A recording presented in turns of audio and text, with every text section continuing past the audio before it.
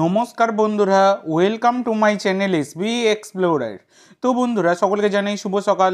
তো প্রথমে আপডেটে যাওয়ার আগে তোমাদের সকলের কাছে আমার একটাই অনুরোধ, যারা চ্যানেলে প্রথমবার এসেছো অবশ্যই সকলে একটা করে সাবস্ক্রাইব করে দিয়ে আমাদের সাথে যুক্ত হয়ে যেও। সাবস্ক্রাইব করা যেহেতু একদমই ফ্রি, তাই অবশ্যই সকলে একটা করে সাবস্ক্রাইব করে দিতে ভুলো না।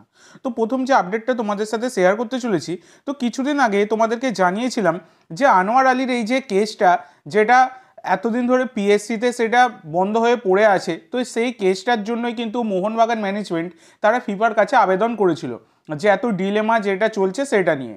তো এবার কিন্তু ফিফা মোহনবাগান যে আবেদন করেছিল সেই আবেদনের উত্তর দিয়েছে। তো ফিফা জানিয়েছে যে প্রয়োজনে প্রাসঙ্গিক কার্যধারা সম্পর্কে আমরা যথাযথ সময়ে আপনার অ্যাসোসিয়েশনের সাথে যোগাযোগ করব, আরও যে কোনো কিছুর জন্য আমরা প্রস্তুত আছি, এটা কিন্তু ফিফা জানিয়েছে। তো আনোয়ার আলী তিনি যে ঝামেলাটা তার হয়েছিল তার ট্রান্সফার নিয়ে, সেটাতে তার ব্যান খাওয়াই কিন্তু সবথেকে বড় শাস্তি ছিল এবং সেই ব্যান তিনি খেয়েও ছিলেন।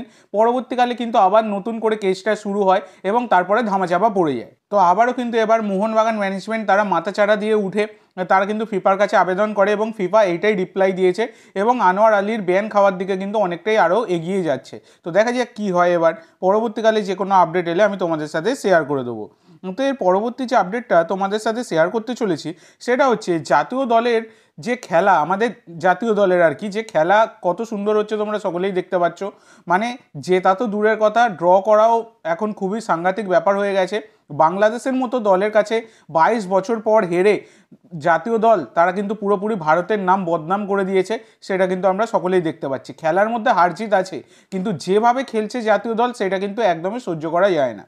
এবং এর ফলে এই যে এত জঘন্য খেলার পরে আমাদের জাতীয় দলের র্যাঙ্কিং 136 ছিল, সেই 136 থেকে এবার কিন্তু ফিফা র্যাঙ্কিং আরও 6 ধাপ বেড়ে গেছে, 142-এ গিয়ে দাঁড়িয়েছে। আমাদের জাতীয় দলের কি অবস্থা তোমরা দেখতে পাচ্ছ।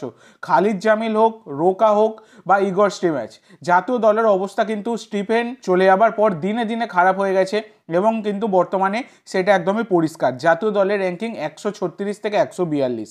তো জঘন্য খেলার পুরস্কার কিন্তু পেয়েছে আমাদের জাতীয় দল, সেটা বলাই যায়। আর এদিকে হাইতি, তোমরা যদি সেই হাইতি দেশের দিকে দেখো, তারা কিন্তু ফিফা ওয়ার্ল্ড কাপের জন্য কোয়ালিফাই করে গেছে। তো হাইতির মতো একটা দেশ তারা কিন্তু কোয়ালিফাই করে গেল, আর আমাদের জাতীয় দল তো কোয়ালিফাই করা দূরের কথা, যে কোনো কোয়ালিফিকেশান রাউন্ডের কোনো ম্যাচেই জিততে পারছে না। এটা খুবই একটা করুণ অবস্থা আমাদের জাতীয় দলের।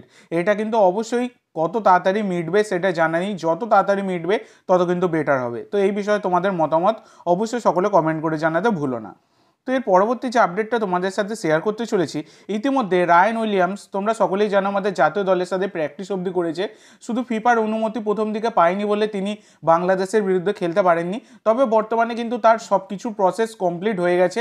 পরবর্তী যখন ভারতীয় জাতীয় দলের ম্যাচ হবে তখন কিন্তু রায়ান উইলিয়ামস তিনি জাতীয় দলের জার্সি গায়ে মাঠে নামার জন্য একদমই অ্যাভেলেবেল থাকবেন।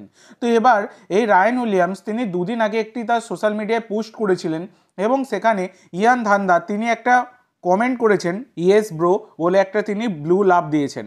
তো এই ইয়ান ধান্দাকে তোমরা সকলেই চেনো, 26 বছর বয়সী ইংল্যান্ডের অ্যাটাকিং মিডফিল্ডার, মার্কেট ভ্যালু 4.8 কোটি টাকা। বর্তমানে তিনি স্কটল্যান্ডের একটি ফার্স্ট ডিভিশন ক্লাবে খেলছেন। তো এই ইয়ান ধান্দা তিনি কিন্তু আমাদের ভারতীয় বংশোদ্ভূত একজন প্লেয়ার। তো এই ইয়ান ধান্দা এনাদেরকে কিন্তু অনেক দিন থেকেই জাতীয় দলে খেলানোর চেষ্টা চললেও কিন্তু সেটা এখনও অবধি সফল হয়নি। তো এবার ইয়ান ধান্দা তিনি যখন এই রায়ান উইলিয়ামসের পোস্টে কমেন্ট করেছেন এবং সেখানে রায়ান উইলিয়ামস তাকে রিপ্লাই দিয়েছেন যে ইয়োর টার্ন মেট, এটা কিন্তু তিনি একটা রিপ্লাই দিয়েছেন এবং তিনি রায়ান উইলিয়ামস তিনি ইয়ান ধান্দাকে আহ্বান জানাচ্ছেন জাতীয় দলের জার্সি গায়ে খেলবার জন্য। তো এটা কিন্তু একটা যথেষ্ট ভালো পদক্ষেপ। তো আজকের জন্য এইটুকু বন্ধুরা, ভিডিওটি ভালো লাগলে অবশ্যই লাইক করো, শেয়ার করো, আমার চ্যানেলে প্রথমবার এসে থাকলে চ্যানেলটি সাবস্ক্রাইব করো আর কমেন্ট করে জানাও ভিডিওটি কেমন লাগলো। ধন্যবাদ।